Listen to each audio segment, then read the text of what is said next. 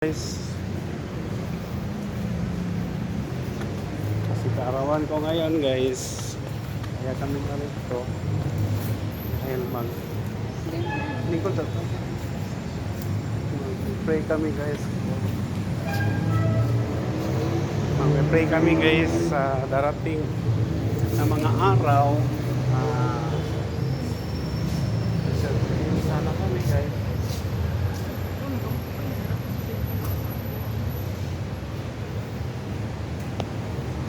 Dito kami sa San Pedro para magpapasalamat sa AIDS na